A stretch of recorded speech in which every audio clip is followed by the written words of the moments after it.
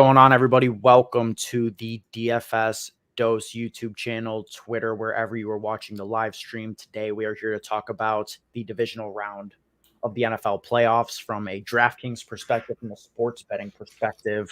This is setting up to be one of the best weekends of football we've had all year, if not the best. Yep. 2 games today, 2 games tomorrow. I think all 4 games should be relatively good, relatively close. Vegas also expects the same. So excited to break down the slate and talk about these games. Shout out to DraftKings for making it a 4-game main slate. Adds some interesting aspects to it. As far as the way that our thoughts have changed, I mean, from when we recorded the podcast, not too much has really changed. I guess we've gotten clarity, especially on some of the running back situations. And I guess we could start off there with Derrick Henry, because this is going to be one of the keys to the slate. How healthy you think Derrick Henry is going to be. 7,500 is a great price tag for him if you truly believe he's going to not be limited at home. Must-win game. It's pretty interesting at 7,500. Yeah, so the reports are that he's not going to have a snap count, right? Per Diana Rossini of ESPN. Reported that he will not have a snap count. Now, that's not, a clear indication if that's actually going to happen. It's just a report, obviously, so we can't take it to be 100% true. But if he gets 20-plus touches and maybe a couple catches, he should smash, to be honest. He's had a lot of time off to get healthy.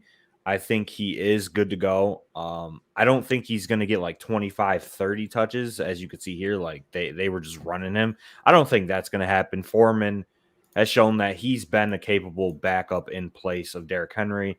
I expect Foreman to get a little bit of work and them to take it easy on Derrick Henry in this spot. But it is a good spot. The Bengals just lost Ogunjobi, who's one of their top defensive linemen. They are getting Trey Hendrickson back on the defensive line, though, so that kind of helps them in the run game. But this is still one of the worst defenses against opposing running backs, and they're one of the worst tackling defenses in the NFL, so it could be a long day for the Bengals rush D. Yeah. I want to be on the position where I'm pro Derrick Henry here, right? This is a grown-ass man that we were paying $9K plus price tags for on DraftKings at the beginning of the year. He looks good in practice by all reports. They said that, the report is speculation that he's not going to be on a snap count. And I think that the risk is mitigated by the fact that you're only paying $7,500 for him. He's outside of the top 5 running backs in terms of projected ownership.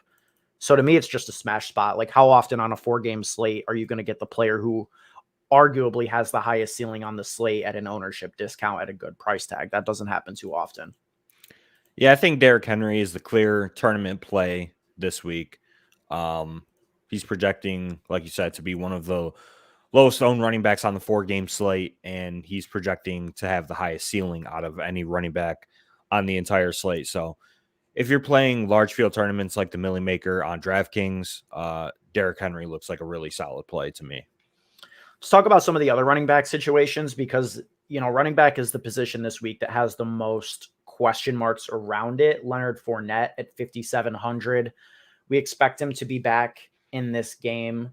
It's a good price tag. There's a lot of talk about what role is he going to have. What role is Gio going to siphon off from him in the pass game role? How are you looking at this Leonard Fournette situation?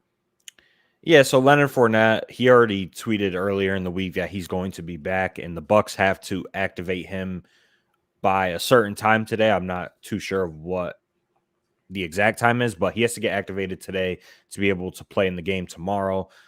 So we'll probably get that news shortly. But nonetheless, I expect Fournette to come back and see a decent amount of touches. I don't think he's going to have a full workload, and I think Gio Bernard could definitely steal some pass down and third down work from Fournette. We saw last week that the Bucs are comfortable running Gio out there on passing situations.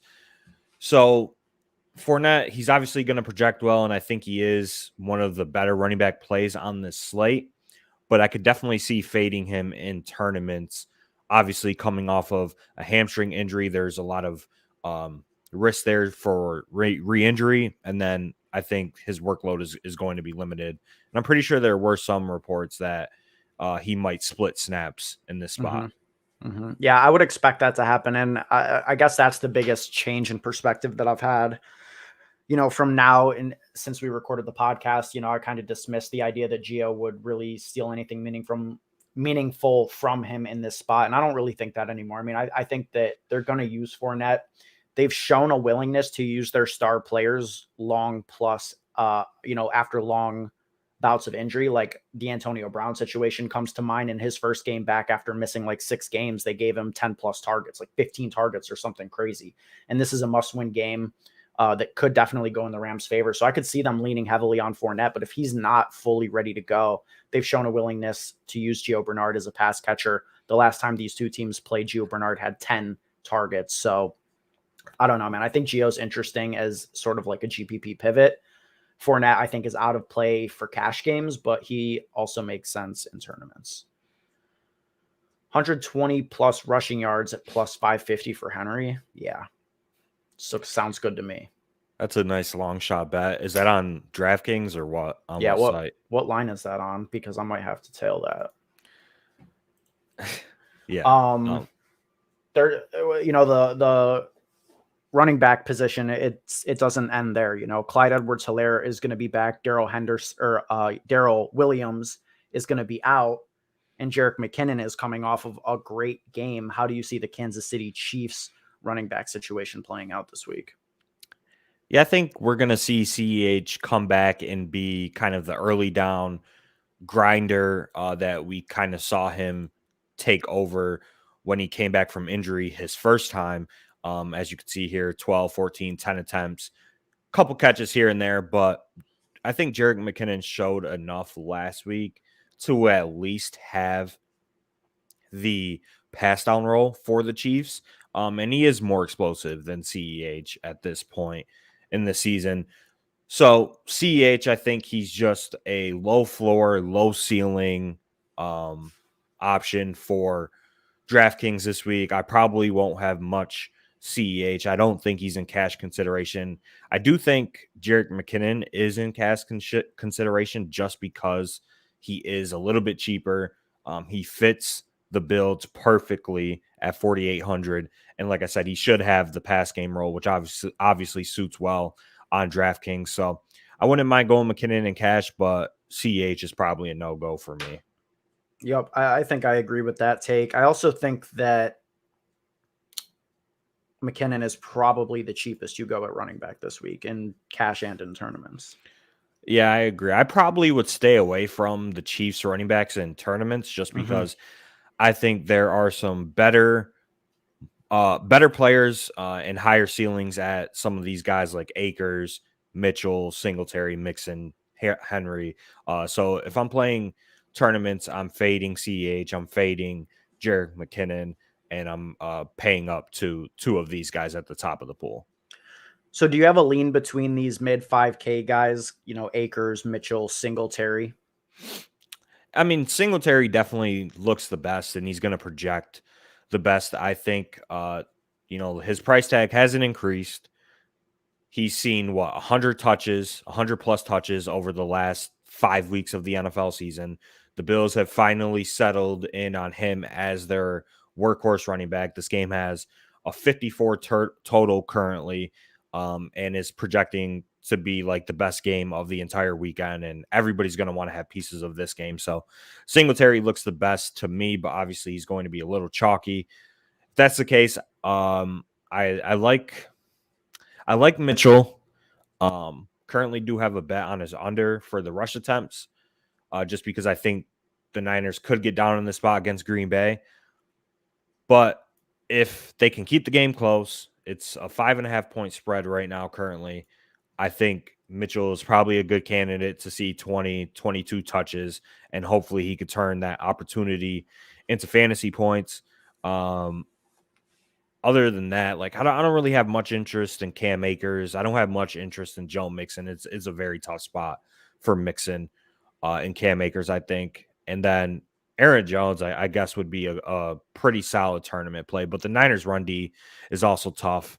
but the Packers rushing offense has been one of the best in the NFL this season.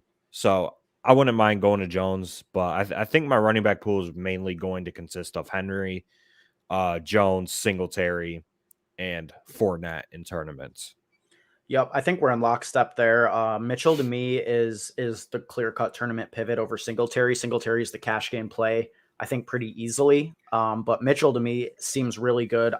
I know that we can't bank on his pass game usage, but this is, a winner go home spot for them. We've seen 2 games this season where Mitchell got 5+ targets. Jimmy G's banged up right now.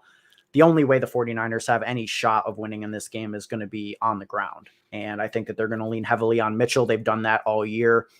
As long as they're not down, 20 plus by half, I think that Mitchell squeaks out another 20 plus touches in this game. It's a good price tag. Green Bay's susceptible to, big runs on the ground. Mitchell's an explosive running back. So I like going there in tournaments. And I agree, I'm staying away from a lot of these shaky running backs like Akers, probably staying away from McKinnon, Mixon in tournaments, Singletary, Mitchell, Henry. That's my main core. I'm not too big on Aaron Jones this week. In the chat, Jared says AJ Dillon's going to smash. Maybe. I mean, this is a good spot for AJ Dillon. This game is going to be like negative 10 degrees wind chill type shit. Like, it's going to be absolutely freezing. But my main concern with this game, especially just overarching, is that these teams are like the 2 slowest teams in the NFL. Like, we're not going to get play volume in this game. There's almost no way that we do. Neither team wants to play fast. I don't see a situation where this game goes off. I think the under is very live in this game. And, all the other games, I think at least have some shootout potential, whereas this one doesn't. So I don't know. I want very limited exposure to this game as a whole. Yeah. I mean, we talked about it on the pod, but this game is the fade game for us. I'm fine not going with any Packers this week. Obviously, Devontae Adams we'll talk about. He's going to project very well, but I think you can find a fade on him. And honestly, I think it's a bad spot for the Niners offense. I mean, you mentioned it. Jimmy G's banged up, and it sounded kind of serious, but obviously they don't want to play Trey Lance, so Jimmy G is going to gut it out. But the Packers are getting back 3 of their best defenders that they haven't had in a while. They're getting back Jair Alexander in the secondary. They're getting back Zadarius Smith, and they're getting back Whitney Merciless in their linebacking core, which should help in run defense. The Packers are the 4th worst run D in terms of DVOA.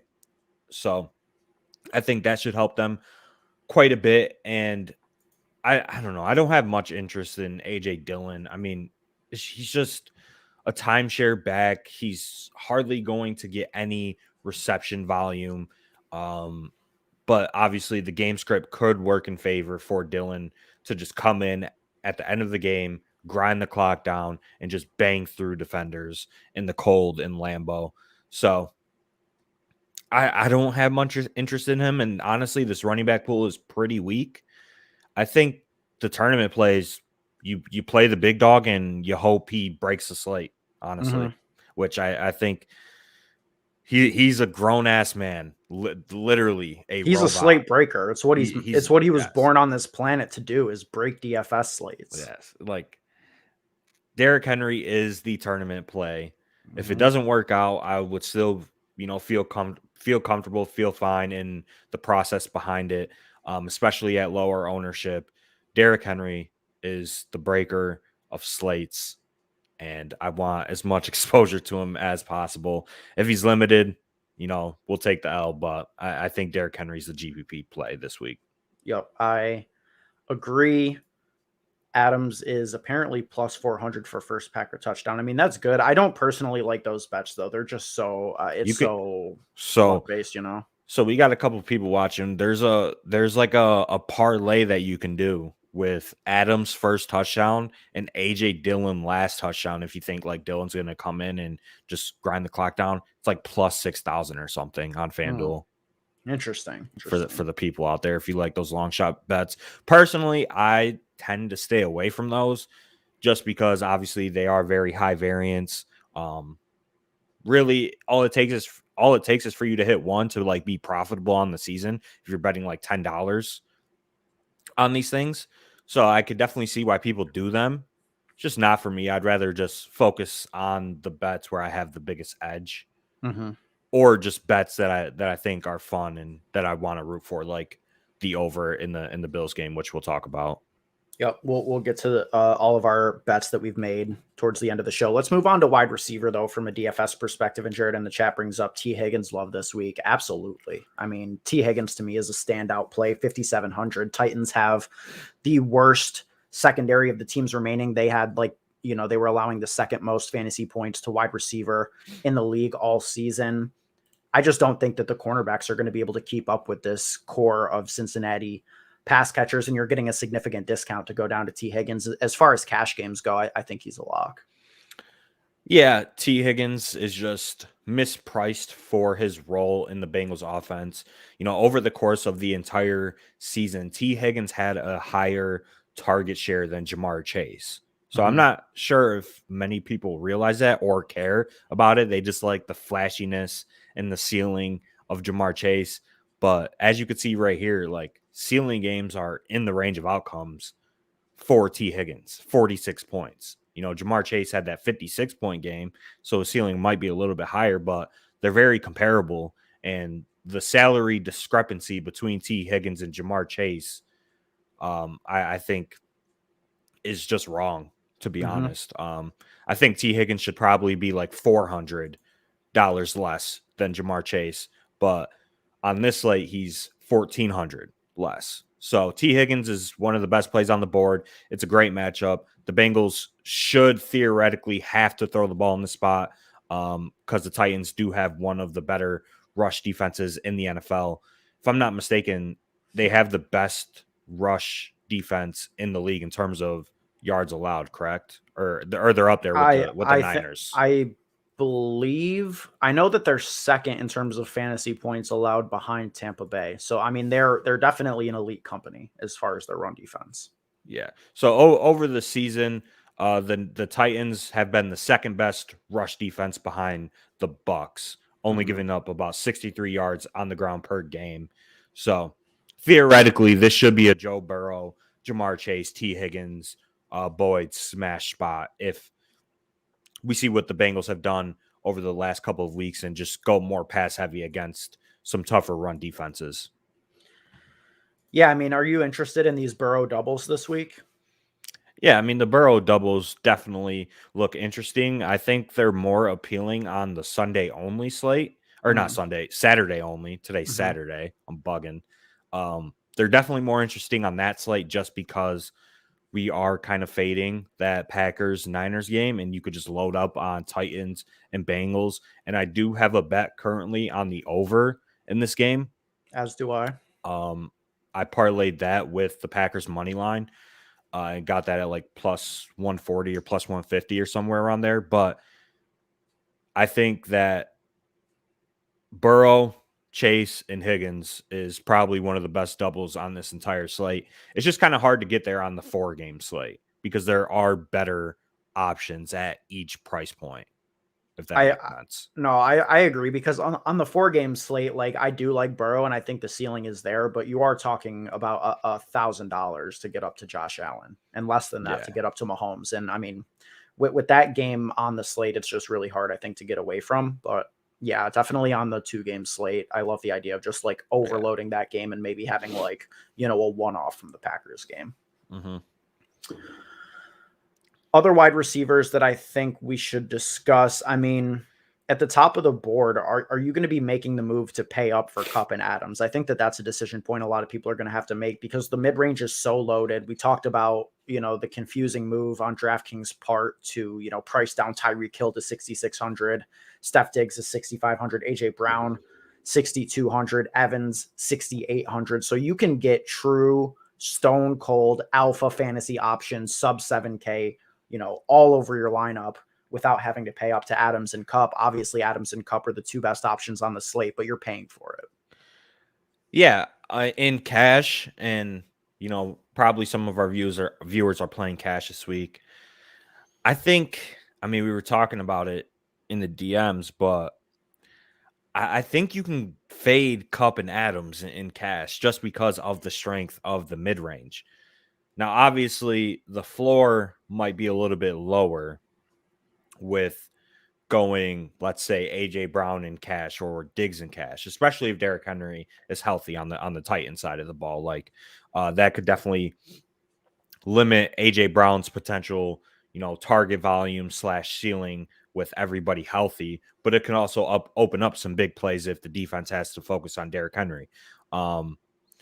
I don't know. I just think running a core of Tyreek Hill, Diggs, AJ Brown, and T. Higgins in cash on a 4-game slate sounds incredible. Like regardless of like projection, which obviously that's projecting better than like, let's say, Kupp and a cheap wide receiver.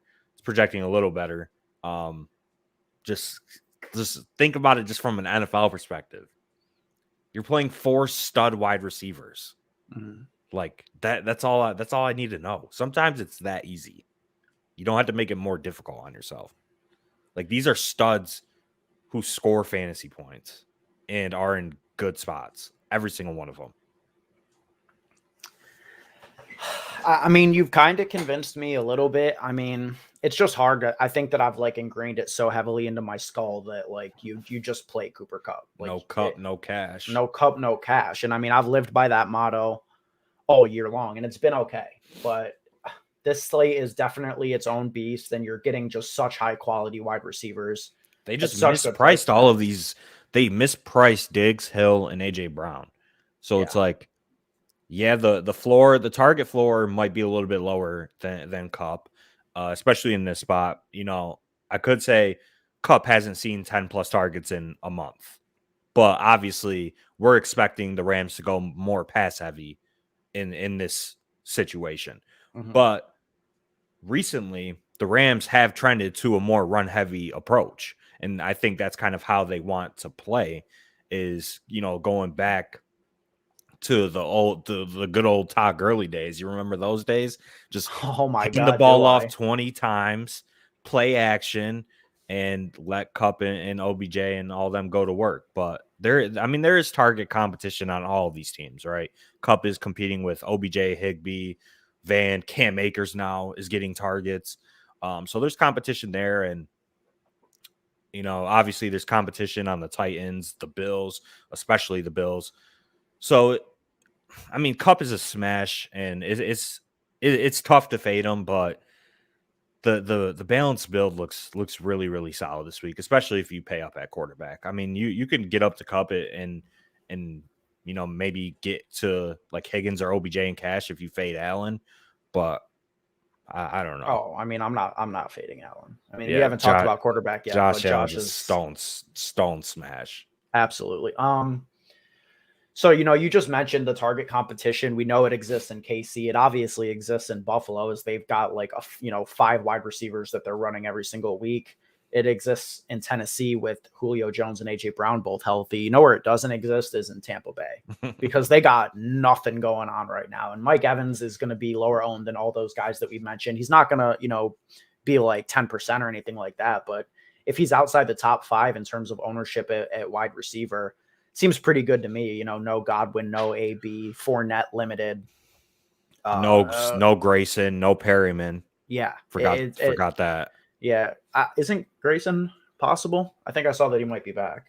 But regardless, I don't think he's going to play. We're talking about Grayson here. Like, what are we actually talking about? A scrub. It's going to be Evans and it's going to be Gronk, and the price tag is really good on Mike Evans.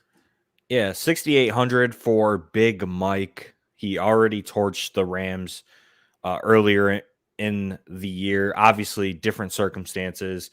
The Rams really could key in on Mike Evans. If I was a defensive coordinator, if this was Madden, I'm putting Ramsey on Mike Evans and I'm letting Ramsey just go to work and try and lock up Mike Evans. Now, Mike Evans can definitely get his. Like, he's a very good wide receiver. He's top 15 in the NFL, has been for a while.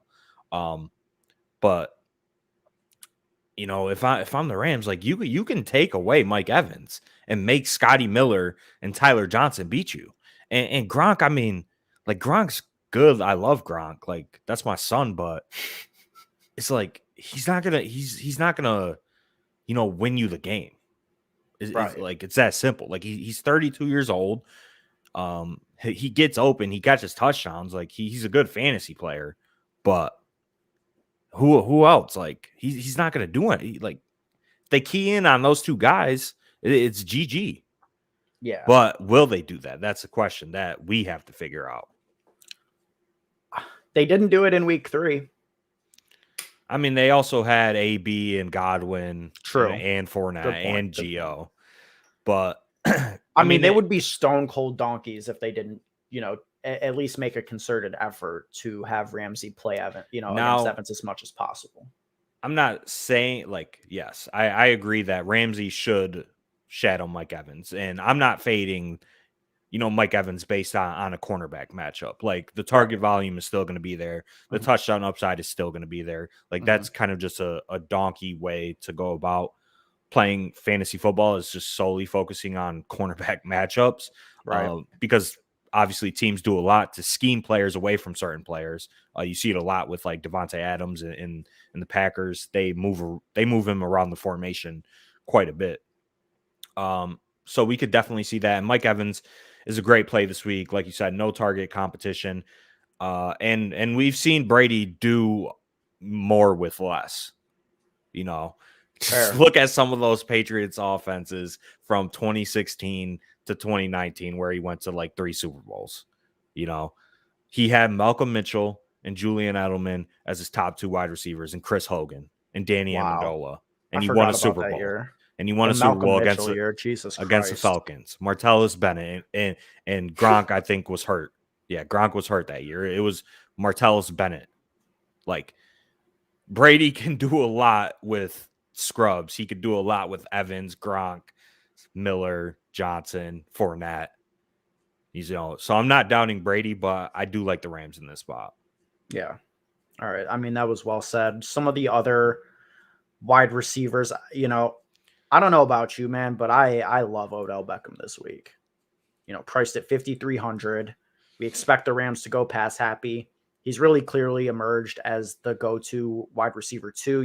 When he first got traded, it was like, him and Van Jefferson sort of splitting that role. And Van will still get worked in, absolutely. But I think that they want to get Odell Beckham the ball. He looks really good right now. Stafford is trusting him. Tampa Bay beatable secondary. Price tag is good. I think the ceiling is there in this spot. And the ownership won't be. I mean, he's going to be like, 10 to 12% owned on a slate, on a 4-game slate. That's really good. Yeah. Yeah, I mean, I think he's okay. Obviously, I prefer Higgins. I prefer getting up to like AJ. He's only 900 more. The target volume, I don't think will be there, especially if we do see the Rams get out to a lead. I think they could just try and force feed Sony and Cam Akers, and Darrell Henderson's back. We'd even talk about him. I could expect him to get at least a couple touches. I mean, Darrell Henderson's better than Sony. Like we know that for 100% fact. He was activated off IR. Is he going to play? He's not playing. Oh, he's not playing. He's activated, but it's a move for next week if they win. Okay. He's already ruled out. We'll talk about that next week. But yeah, Darrell is better than Sony, but I guess it doesn't matter this week if they lose. But yeah, OBJ. Thing is, it's just a low ceiling play, I think. Obviously he's getting a lot of the highly valuable touches, which is great. You love to see it. Like he's getting a lot of red zone looks. Stafford is like looking to him in the end zone at a pretty good rate. 3 touchdowns in his last 4 games. Yeah, so put up 17 points in a game last week where Stafford had under 20 pass attempts. If that's closer to 35-40, I do believe the ceiling is there for Odell. Yeah, a ceiling is definitely there. I just don't know if the target volume will be there. And if Stafford goes like 35 pass attempts, I think Kupp probably gets like 12 or 13 of those. Higbee gets like 4 or 5. OBJ gets like 5 or 6. Van Jefferson gets like 3 or 4. Cam Akers gets a couple. There's just a lot of competition for touches on the Rams, which obviously limits OBJ's ceiling, I think. But nonetheless, I think he's okay play personally. Like I said, I'd rather get up to Higgins, AJ, Diggs. But to save the salary, he's a good piece to play in that game. I mean, to me, it's more about the ownership discount. He's going to be a third of the ownership as those guys. It's more of that play to me than thinking he's like a straight up better play because, of course, I agree with you. Higgins, much better play. Brown, much better play. Yeah. In terms of some of the other cheap wide receivers, is there anybody that stands out to you? Any of, the Bills ancillary guys, Tyler Boyd, Julio Jones, both under 5K? I mean, there's this weird thing that I'm seeing where people want to play Randall Cobb in 2022. I may or may not be playing Cobb in cash on the Saturday only slate. He's a piece that fits, and he's 3,100 on that slate, and he's 3,100 on this slate. But what's it matter when he gets you 0 points? Yeah, it fits. You're fitting 0 points into your lineup. No, I mean, let's. I mean, I don't want to spend minutes talking about Cobb, but I hope not. The thinking behind Cobb is MVS is out. Cobb is healthy. He said he could have played in week 18 if needed. So he's had 3-4 weeks of rest. He's good to go. Rodgers has shown that he trusts Cobb. It's literally just that simple. Since Cobb came back to Green Bay, he's been okay. I'll pull up the game log right here. He's gotten 4+ targets in pretty much every game. I think that in this spot, Rodgers is going to go to the guys that he trusts, and he trusts Cobb. He trusts Devontae Adams, especially in the passing game. And with no MVS, I mean, Cobb should be out there a lot. So on the Saturday only slate, I do have Cobb in my cash game lineup just because it fits perfectly paying down to him. Obviously, the upside is so low, but on the 4-game slate, no, you're not playing Cobb, obviously. But on the Saturday only 2-game slate, Cobb is a cash game play, and I currently have him in my lineup for what it's worth. And I don't know if you saw, but Prize Picks does have a free square with Mahomes. So I'm going to build a 4-teamer, a 4-legger, and Cobb over 22.5 receiving yards will be in my 4-legger. Fair. Okay. I don't hate that. It's going to be close. It's not a stone smash. But I think in a lot of the outcomes of this game, it's going to be close. Rodgers is going to throw the ball, and like I said, he's going to throw the ball to guys he trusts, and he trusts Randall Cobb. And Cobb will go out there and, get it done, I think. That's my tangent on Cobb. But back in terms of cheaper wide receivers that we actually really like, who stands out? On the 4-game slate, I think the reason why I wouldn't play OBJ is just because if you're looking at projections, Lazard and Pringle are two of the guys that kind of stick out that are close to OBJ in projection, and you're getting, a $900,000 discount on those guys over OBJ. Lazard 4,400. I already mentioned MVS is out. Rodgers has shown that he will go to Lazard, and he will go to him in the red zone too. As you can see right here, he has 4 touchdowns to end the season, 5 in his last 5 games. So Lazard is a touchdown scorer. Rodgers does trust him a little bit, and I think he is the pay down wide receiver this week that I definitely prefer. And then obviously you could take a shot on Pringle, Van Jefferson, Gabe Davis, and all those guys look good. I mean, Gabe Davis, I do have a bet on his over receiving yards just because he's like playing the most snaps out of any Bills wide receiver. Yeah. And he's running the most wide routes. Receiver one. And he's running the most routes. And his prop line is just way too low for his role in the Bills offense. So hopefully that hits. And yeah, so my favorite is Lazard. Then I think the Bills guys are a little cut below. Pringle is a little cut below those guys. And then if I'm, paying down in this range, I mean, it's Isaiah McKenzie as a long shot. I think he took that role from Beasley. He did, and not only that, but he almost has like the Beasley plus role. Like they use him in the running game as well. I think he had 3 attempts last week. He's gets attempts every game that he's out there, and if it's a big if if he like continues to supplant Beasley or if it's just going to be a split going forward, like this is the ceiling for him. I'm not sure. Maybe he only pops off against the Patriots. He's the Patriots killer. But I mean, the way that teams beat KC in the passing game is in the middle of the field. And that's where McKenzie should be playing. So I do like McKenzie as a long shot. It's not like a stone cold lock, but he's going to be extremely low owned. I love, building him into my stacks of this game, which is going to be the game that we want to stack. And I mean, you said it, Gabe Davis. I love Gabe Davis this week. I've loved him all year. He's finally a full-time player. Emmanuel Sanders status no longer matters. He's out there. He gets targets in the red zone. He's a touchdown scorer. And Gabe Davis is going to have a good week this week. 4,600, good price tag. Yeah, I don't mind Gabe Davis. He is a little priced up, but he is a good stack partner with Josh Allen as the salary saver, if you want to go that route. And like I said, I did take a bet on his over receiving yards. Got it at 31.5. The line's at like 36.5 right now. So got a little bit of value there. But yeah, I like Gabe Davis, obviously. I mean, I prefer Lazard for 200 less, but Gabe Davis looks okay. And then how do you feel about like Julio or Boyd or Ayuk? How do you feel about those three guys? I like Boyd the most, I think. I don't know, man. I don't want to play Julio personally. Like, yeah, I mean, he's just old and dusty. I mean, Julio does have a ceiling, I think, still, and it is a good spot, especially if we're projecting for a close and pretty decent scoring game. So I would sprinkle some Julio into your lineups. Boyd, I mean, he's been really consistent over, the last 5 weeks of the season, going 10 plus on DK, as you could see right here.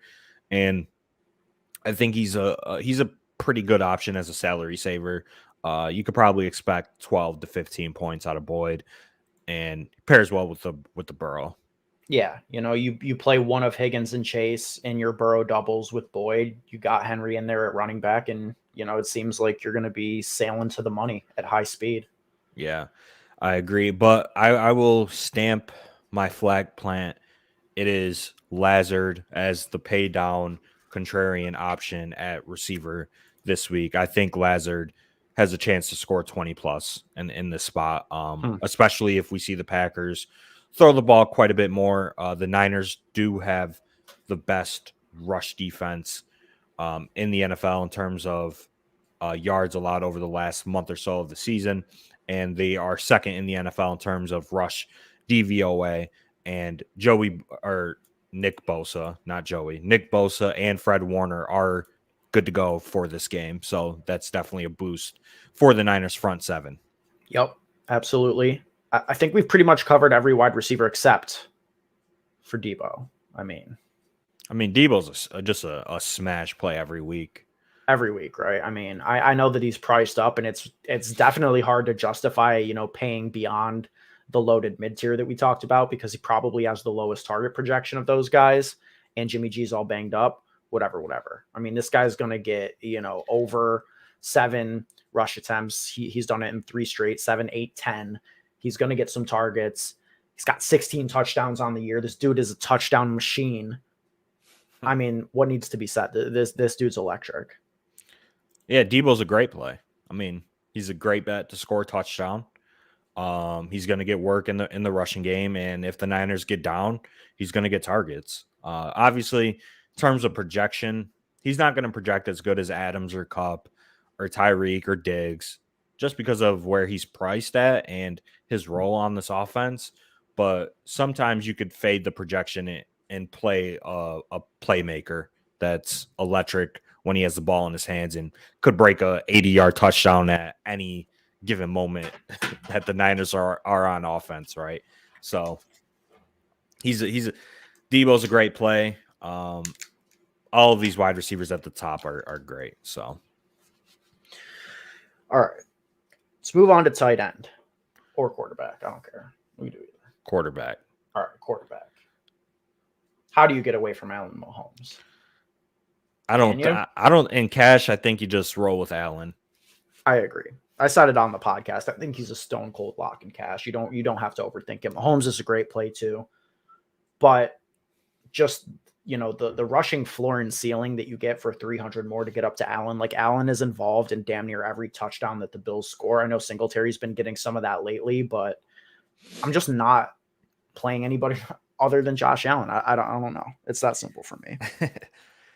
Yeah, Josh Allen, I mean, what needs to be said? We don't need to sit here and talk about how good he is. Everybody knows he's great in fantasy. And he's been the best fantasy quarterback the entire season. And his rushing upside is immense. And this is the highest total game on the slate. So Josh Allen is a smash. I think same could be said for Patrick Mahomes. Now, the situation in the matchup is a little bit worse for Mahomes. Obviously, his skill players, I think, are worse than the Bills by a little bit. Obviously, the Bills do have the number one defense in terms of passing DVOA, and they do play a lot of too high safety man coverage, which was the defense that was giving Mahomes problems earlier in the year. But it's still Patrick Mahomes, it's still the Chiefs at home against the Bills.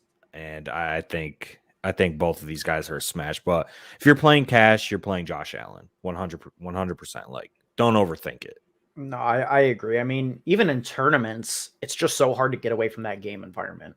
I think, I have some interest in the Burrow doubles, like we've talked about. I do like Stafford a little bit, but the prices are also close that I think you're giving up a lot of potential ceiling by playing anybody other than Allen and Mahomes, frankly. Yeah, just in terms of game environment and player projection and projected ceiling for the quarterbacks this week, it seems bad to play anybody else besides Allen or Mahomes for sure.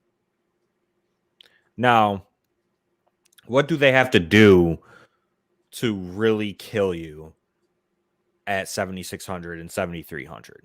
35, 40 plus, right?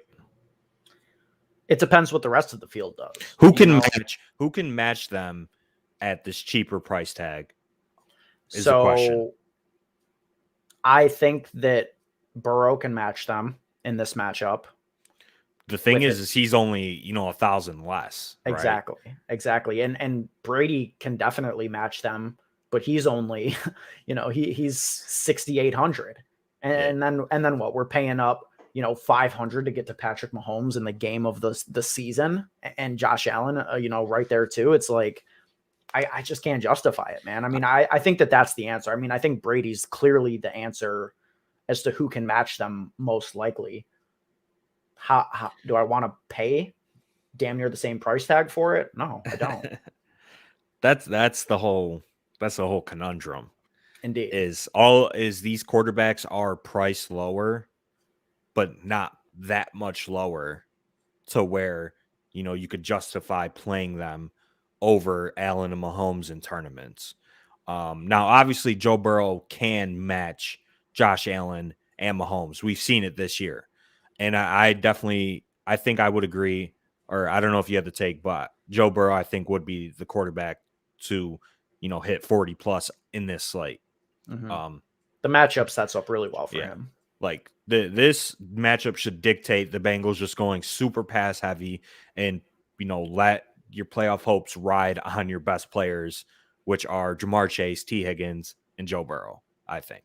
So I think Joe Burrow is the guy, but like you said, he's 700 less than Patrick Mahomes and 1,000 less than Josh Allen. So it's definitely hard to go there for sure. I don't know, man. I don't want to play Joe Burrow, Stafford, Tannehill over Josh Allen and Patrick Mahomes. And I think just from a game theory perspective, I've seen people tout the under in the Bills game. I got it at 53.5. It moved from 53.5 to 55, and now it's moving back down. I got it 53.5 on BetMGM. I bet it earlier. Bet 110 on it to win 100. And in this game, which is basically the AFC Championship, yep. Do you think that these coaches are not going to put the game in the hands of their best superstar players in Patrick Mahomes and Josh Allen? You're out of your damn mind if you think that Patrick Mahomes and Josh Allen are going to combine for like 600 plus passing yards and like four touchdowns each. Yeah. I don't know. That's what I think. I mean, I bet the over too. It's 53.5 on FanDuel right now. I mean, what was the stat? I mean, you posted the stat in our Discord earlier. Yeah. So the stat is since the year 2000, obviously this could be noise, right? Since the year 2000, so 20 plus years, there's only been 10 playoff games, or 9 or 10. I forgot. 9 playoff games with a total of 55 or higher, 54 or higher. Those games have gone 8-1. So usually when Vegas sets these totals high, it's going to be a high scoring game in the playoffs, especially. The only game that went under was the Patriots-Rams Super Bowl, which was a brutal, ugly game. Yeah. But so you got that trend if you like the betting trends, and this game looks really, really good. But I mean, Joe Burrow looks good. Stafford, I think we can expect elevated pass attempts out of Stafford. He's 6,200. I love him in tournaments. If you're not playing Allen or Mahomes, and really, I think my player pool and my stacks are just going to consist of Josh Allen, Mahomes, Burrow, and Stafford. And that's it for me. And sprinkle some one-offs in the games, because I think you're probably going to need, a player from at least three out of 4 of these games to win $1 million, I should say. Yeah, definitely, field size cognizant, in terms of that. I think that you can go very like hyper stacked in smaller field stuff, but yeah, if you're playing like a 200 or 400 person field, the onslaughts look really, really good just to get the ownership leverage and go heavy on one game. Mm-hmm.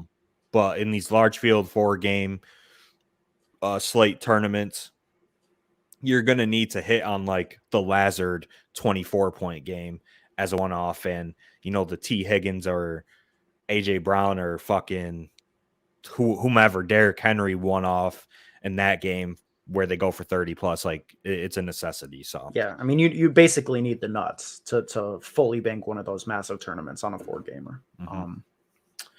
All right, let's talk about the tight end position. I mean, it's pretty weak. It is weak, but it also has Kelsey at a really good price tag, 6,500. Well, how many players are too many to roster in one game this week? Good question, Aaron. I think you can play like 6 players in one game. That's what I was going to say as well. I mean, I think that you can triple stack one side, bring it back with 3 players, especially the Bills game. The Bills-Chiefs game, you play Allen. All the receivers are cheap in that game. Very easy to, double or triple Allen and bring it back with 2 Chiefs, whatever you got to do. I would say makes a lot of sense. 5 to 6, a double stack with 2 bringbacks, or 4 to 6. Obviously, 4 would be the standard. 5 would be the nice, happy middle, and 6 would be a pretty good strategy if you're playing, those smaller field tournaments, where you could just capture the entire ceiling and upside of a specific game if you want to load up on, KC or Buffalo or whatever. I also think that you can include, like 5 skill position players and the defense specifically from that Chiefs Bills game. Like, that seems like counterintuitive to a lot of people. Like, am I going to play Bills D when I've got, 2 Chiefs in my lineup? I think you absolutely can on a 4-game slate, especially because that, like, your brain tells you that it's correlating negatively, but it's really not, because, if they get one of those pick 6 type plays that you're going to need the defense to win, that helps the offensive players on the other side of the ball, and these games where we're expecting a ton of pass attempts, which I think we are, especially in this Bills Chiefs game, teams can put up points and the defenses can still get there in fantasy. Yeah. Defensive touchdowns speed up games. It's just that simple. So defensive touchdowns are good for fantasy ceiling games, especially in a game like the Chiefs and Bills. And, if you want to compare it to a game, you can maybe compare it to like the Chiefs and Rams game from a couple years ago, where there were, like 2 or 3 defensive touchdowns in that game, and all of the skill position players still get there. So that is definitely a way to capture the upside for sure. And just all right, going back to tight ends in cash, who's your cash game tight end this week for the 4-gamer? I think it's Higbee. He's in that nice little price range where you're saving some salary. I think that he sees some targets. So, we've talked about it ad nauseum, but like we both expect, pass volume to be up for the Rams. I think you just play Higbee at 4K. I prefer him to CJ Uzoma, who's been running hot a little bit lately, but the price is close enough that I think you go with the talent and, you just go up to Higbee. I wanted to jam Kelsey. I've been trying to do it. Like I've been trying to find a way to get up to Kelsey at 6,500 in this game. Just doesn't seem optimal from a projection standpoint in cash. Yeah, I agree. Higbee is the cash game tight end for me. Obviously, the upside is so low with Higbee. He's probably going to get 4 to 5 catches in this game. The Bucs have been one of the better teams, I think, against tight ends. They've only given up 6 touchdowns to tight ends all year, but this could be a spot. We've been saying it all stream that the Rams could go a little bit more pass heavy, although they have trended more run heavy recently. And it's just a good pay down spot for Tyler Higbee. And in cash, we're always going to we're always going to advocate paying down at the weakest position, which is tight end and defense. The only way you lose is if Kelsey puts up 30 on you, right? So seems somewhat possible this week. I mean, he is cheap, and Kelsey's a great play, and you could definitely jam him in cash over a Diggs or AJ Brown for sure. It's the biggest decision point I'm still wrestling with. It's like, do you play AJ Brown and a cheap wide receiver, or do you play AJ Brown and Higbee, or do you play Kelsey and a cheaper wide receiver? It's a toss up for me right now. Yeah, I think in cash for the 4-game slate, you're definitely going 2 running backs. Mm-hmm. So then you have the flex open, and I did run double tight end in cash last week on the 3-game slate at least. So you could definitely run double tight end again on this 4-game slate, just because some of these guys like Gronk and Kelsey are going to project really well and even better than the wide receivers in that range. So you could definitely go the Kelsey Higbee route for sure. Obviously, sacrificing one of your wide receiver spots when you can jam in a Diggs, AJ, T. Higgins, Tyreek Hill as your 4 receiver spots, I think is a little thin. And the projections, I think, would agree just going with Higbee and playing those guys over Kelsey. But Kelsey's still a phenomenal play, I think. Mm-hmm.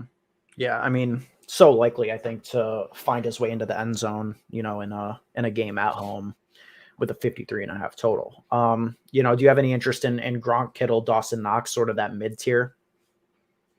Yeah, I think Dawson Knox is interesting. He's just a tight end that's never going to leave the field on one of the best offenses in the NFL, and his touchdown upside is extremely high. 11 touchdowns, as you can see on the year. Josh Allen will look to him in the red zone, and he's 4,900, so the price tag is pretty solid. And in both of the meetings that he's played in against the Chiefs, he has scored a touchdown and he's had pretty good games against them. And same goes for Kelsey. Kelsey has torched Sean McDermott's defenses over the last 3 meetings. 2 out of the last 3 times that Kelsey has played the Bills defense, he's put up 2 touchdowns. So Kelsey and Knox are definitely in play, especially if you're stacking this game up. You can definitely go double tight end and play Kelsey and Knox. And those are my 2 favorite tight ends on this 4-game slate. Yep, I agree with that. Question here for the 2-gamer and cash. Thoughts on Burrow, Henry, Mitchell, Adams, Cobb, Chase, Uzoma, Kittle, and Bengals DST. I haven't tried to build a lineup for cash on the 2-gamer. I mean, I could base it off mine. I would say that you play Higgins over Chase in this lineup, right? Yeah, I mean, currently in my cash lineup, it's very similar to Brady's. Burrow, I have pretty much the same core. I have Higgins over Chase. We pretty much have the same lineup, except I'm paying down to Uzoma and Cobb and jamming in everybody. is kind of my strategy on this 2-game slate. Yeah, that makes sense to me. I much prefer Higgins to Chase as a cash play. On this slate, you just want to take the guaranteed points where you can on the 2-game slate for today. And I think the guaranteed points are with Henry, Devontae Adams, A.J. Brown, T. Higgins, and, like Mitchell. Yeah, and Joe Burrow. And Burrow, yep. I think Burrow's the best play on the 2-game slate. So, I mean, that lineup is pretty good, honestly. I mean, you could run that for sure. I don't really like double tight end, but it is, like I said, it is viable on a 2-game slate for sure. If anybody has any questions, you can ask questions. We'll respond to all of them. Yeah, it's definitely time for questions. I feel like we've, covered the DFS slate. What do you say we give out our favorite bets of the week? Yeah, I'm down. So down. I think this is going to be a very good week for betting. I think I got a lot of I got a good feeling about it. I've got a lot of conviction in my picks. Yeah, that's what I should say. All right. Got it pulled up. If anybody has any betting takes, throw them in the chat. Yeah, facts. I mean, just over the past couple of weeks where we've gotten legalized sports betting in New York, we're fully degenerates now at this point. I mean, Joey's telling me about hockey overs at like 1 a.m. Like, that's absurd. Well, my screen's a little bit frozen. Sorry for that, guys. Don't know what the fuck is going on. My screen over here is not working. That's unfortunate. All right. Let me get this. I could probably pull one off. Let me get this situated. I'm sorry for the delay. Hold on. All right. All right. We're going to go here. All right. Should be working. There we go. Look at my, see, bro, I'm telling you, I'm on the hockey. I'm on it. All right. There we go. Bengals, Titans, -4. Let me bring the totals up.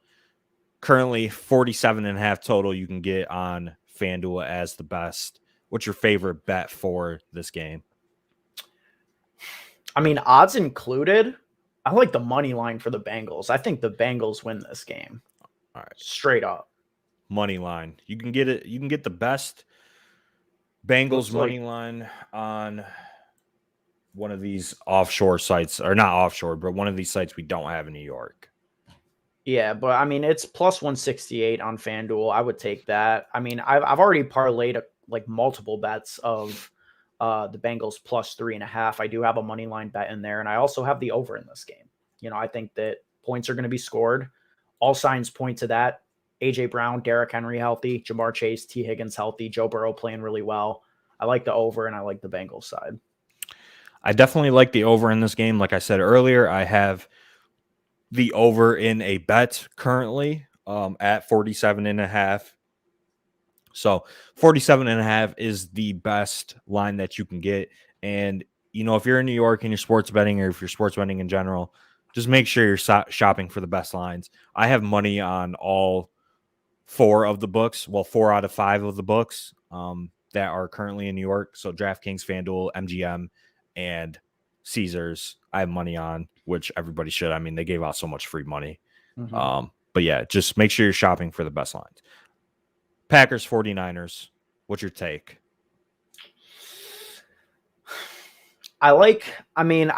So I'll say the only bet that I have on this is Packers money line as like part of other parlays. I haven't really taken like a straight bet on this game. I think if I were, it would probably be the under more so than the side.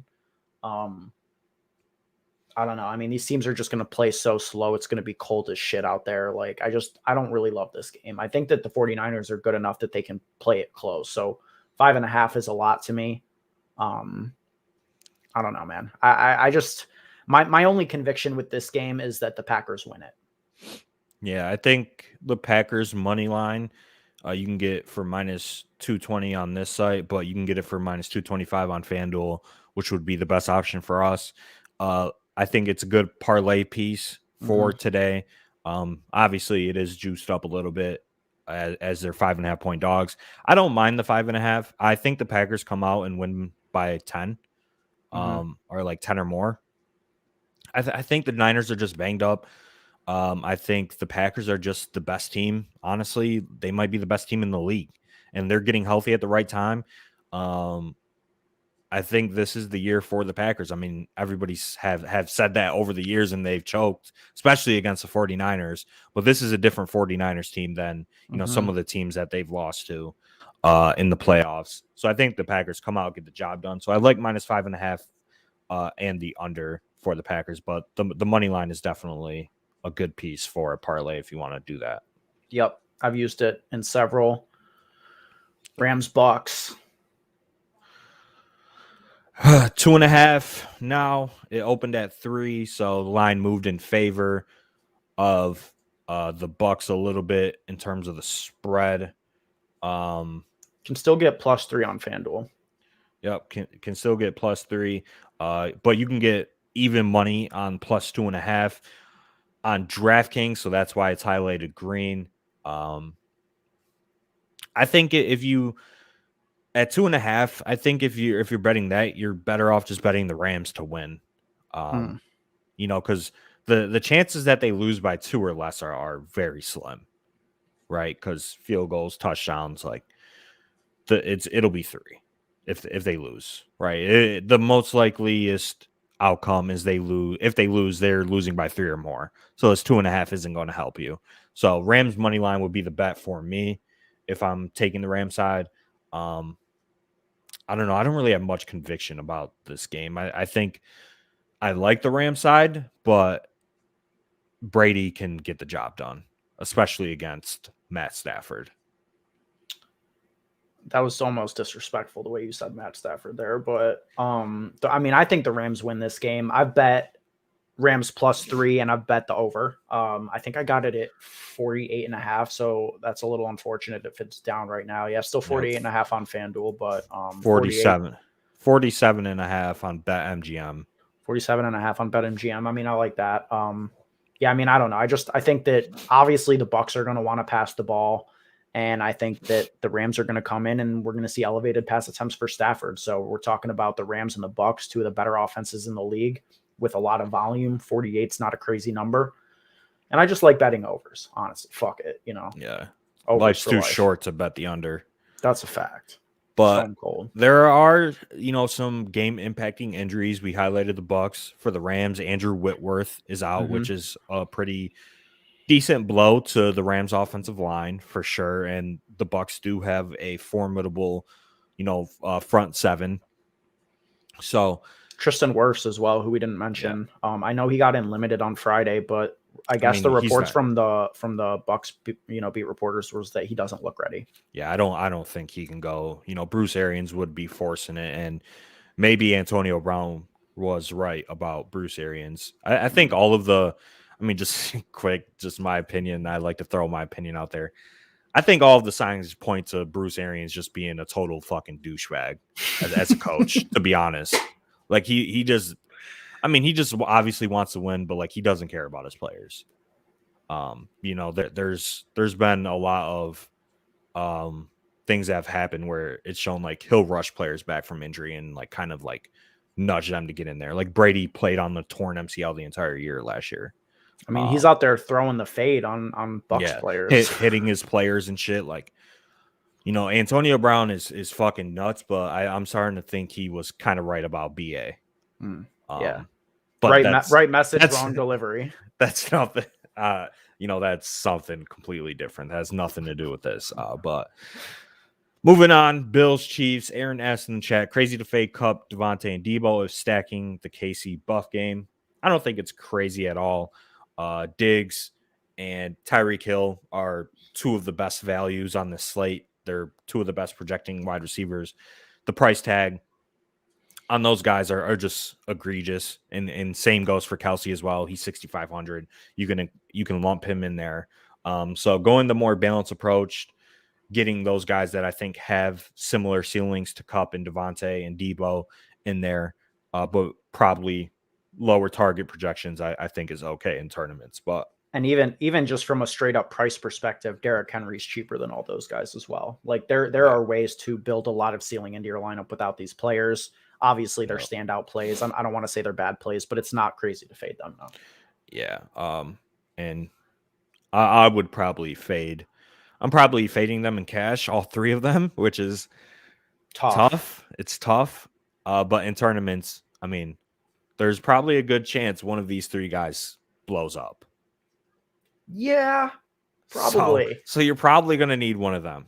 Probably. Seems like a safe. So you safe just bet. pick one and kind of build them in and figure out your lineup from there with the stack. Because, I mean, we talked about it. There are cheap pieces on both the KC and Buffalo side of the ball to make it work.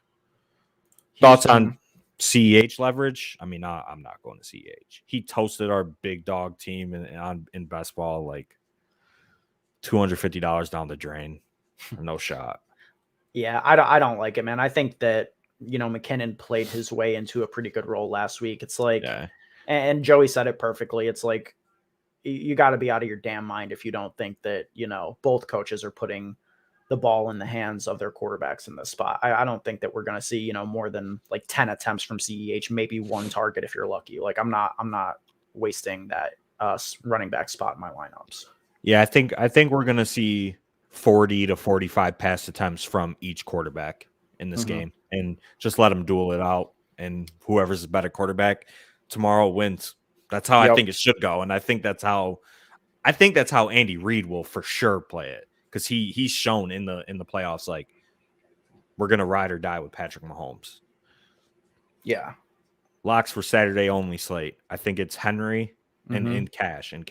Henry, Higgins, Devontae Adams are the stone locks. Yep. And I would say Joe Burrow as well. Yeah, Joe Burrow. Yep. All right. Chiefs, Bills. What's your favorite bet? Line has moved down. Game of the year. -1.5. I think it is the game of the year so far. I can't wait, dude. I seriously cannot wait for this game. It's going to be so good. Watch it goes like 10-7. Yeah, I mean, that'd be Jesus Christ. Okay. I don't have the stomach to bet a side in this game. I don't know who's going to win. I have no idea. I think you just bet the over. Because if there's one thing I feel conviction in, it's that there are going to be points scored in this game. That's how I feel. I don't know who's going to win. I want the Bills to win. We live in upstate New York. I got a lot of Bills, fans in my circle of people. I'm like a closet Bills fan myself at this point. I would love to see it happen. But I don't know, dude. It's in Arrowhead. The Chiefs, Arrowhead, like in the playoffs. It's crazy. I don't know who's going to win this game. Yep, best or one of the best quarterbacks in the world in Mahomes. Andy Reid, one of the best coaches of all time. It's hard to bet against the Chiefs in this spot, but the Bills are, I think, the better team, and they are very live in this spot. But they're coming off. They're hot right now. Yeah, they're hot. What do they have? Like 4 straight wins or 3 straight wins? 3 straight wins. They and just those pulled off one of the best offensive performances of all time in the NFL playoffs. Those are usually the teams that you want to ride with for the remainder of the playoffs. So are the teams that have been playing hot to end the season, which is Buffalo. And like I said, they are the better team. So they're definitely very live in this spot. My brain is telling me like Chiefs. I just think Mahomes is better than Josh Allen. I think that, both teams are pretty equal on the offensive side of the ball. I would give the nod to Buffalo. Kansas City's defense has been playing extremely well. They will blitz Josh Allen, and he hasn't been great under pressure. But Josh Allen, over the last 3 weeks, I mean, we talked about it, he's been great. So I'm not too worried about that. But that is the recipe to fluster Josh Allen, is to get pressure on him and hope he makes, the 1 to 2 boneheaded mistakes that he's done throughout his career. I think we can all agree that he could potentially make some game-losing mistakes. He's done it. I think we'll know early. I think we'll know early. Josh Allen, to me, I don't fucking know, but like in my perspective is that, when he gets rattled earlier, he has a harder time bouncing back from that. Yeah. So if they come out of the gate playing really well, I think that they maintain that throughout the game. If he makes a mistake in the first drive or two, it could be, tough sledding for the Bills. Yeah, especially if the Chiefs get out to an early lead. That'll be hard for Buffalo to come back from. But Yeah, nonetheless, I'm not betting aside. It's just that simple. Unless I get, some conviction from now until tomorrow night. I'm on the over. Like I said earlier, I have a bet on over 53.5. It looks like it's at 54 now. I got it on BetMGM. So I will just be rooting for both teams. Why pick a team to root for when you can root for both and root for a great game and touchdowns? So over is my best bet of this entire slate in this game. And I hope it smacks. I think it will. I truly do. I think that's it, right? I feel like we've covered this slate from every direction. Yeah, it should be a pretty fun slate. Pretty good games. 4:30, so we got a couple hours till the game starts, and I'm excited. This is one of the best slates of the entire year, and it's going to be fun to watch, and fun to root for these bets, and fun to play DraftKings. Yep. So, if you guys are out there still have any questions, feel free to jump in our Discord. The link to join that is in the description to this video. If you're watching on YouTube, you can find it on our Twitter as well. We'll be back with a podcast on Thursday to recap or to go over our, DFS thoughts for the championship weekend. Hopefully you guys are out there. We're going to be in the Discord all week, all weekend, giving our thoughts, more bets, more fun. And thank you guys for watching. We'll talk to you on the next one.